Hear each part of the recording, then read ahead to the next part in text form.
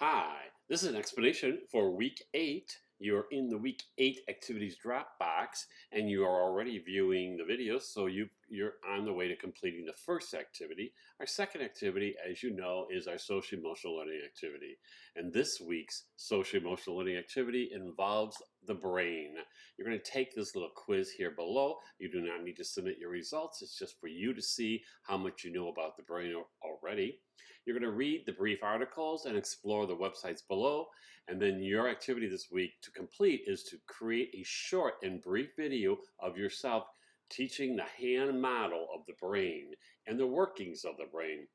Your video should be less than 5 minutes, and it can be a selfie, or you can have somebody record you if you would like. You're going to post your video in this Dropbox.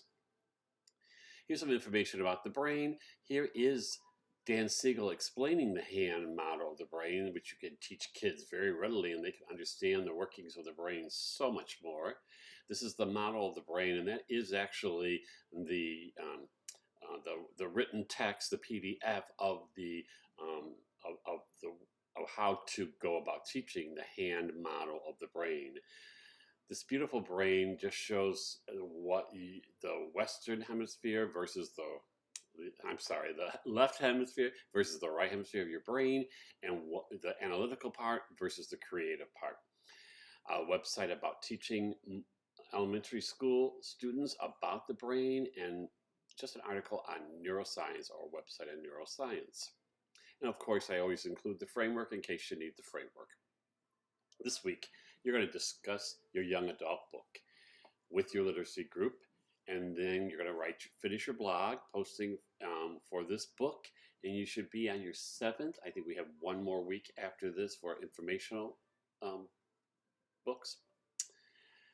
The fourth activity this week is on diversity in regards to fantasy or science fiction. You're going to complete the required readings and respond to the following questions from the Campaign for Shiny Futures, which you see here, and Music on Diverse Worlds article right here. Be sure to comment on 2 of your own colleagues' postings. So in the first one, in Deidre F. Baker's article, Music on a Diverse World, she discusses here there's an absence of racial and cultural diversity in the protagonists of fantasies and the cultural imagery employed by fantasy authors. Discuss how you would address the lack of fantasies in this genre in your classroom. What would you do and why? In the second article, from the Campaign of Shiny Futures, currently we live in a world where fiction that provides insight into the human condition, usually defined as emotion or feelings, is lauded as having the ultimate literary value. Excuse me. This is not a given, but part of the current cultural moment. Other values, learning about the mechanics of the world, for example, which were once celebrated, both in education and hierarchies or reading lists, are received uncertainly. Maybe we want children to learn science and languages, but our societies regard children and adults who enjoy that as being a bit odd or nerdish. So do you enjoy science fiction? If so or not, do you agree with this author's viewpoint? The fifth activity this week is to evaluate a science fiction or fantasy book. So after reading chapter 6 in the PowerPoint, evaluate a fantasy or science fiction book from your self-selected library using the evaluation questions below. So here is the PowerPoint for the science fiction or fantasy PowerPoint, and evaluating a science fiction or fantasy book. The sixth activity is to view the video of the Fantastic Flying Books of Mr. Morris Lessmore video. This is an actual book, but it's also a short film that won an Academy Award and is based on a fantasy picture book by the same title. It's a great, I love the book myself. Locate a website about this book and share what you would use from the website in creating a lesson for the use of this book. Again, you do not need to create a lesson, just post your ideas from the website information. Link the website you used and post your list of ideas to this Dropbox. Don't forget, we need to critique folklore this week. Respond to the questions below regarding a critique to folklore or folk tales, and add this in one document.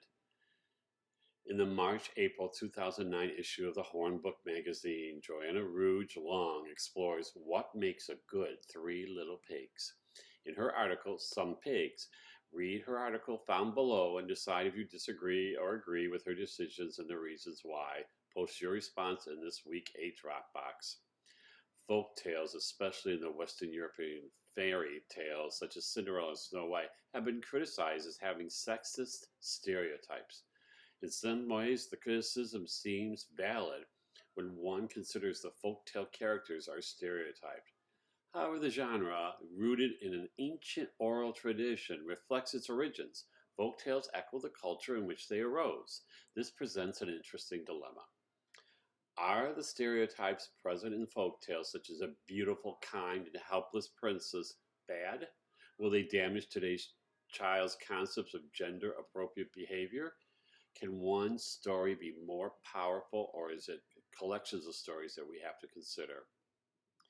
Post your responses to both of these questions, both of these issues in the Dropbox. Here is the article, and you can download that, and that is the activities, that's right, that's the activities for this week.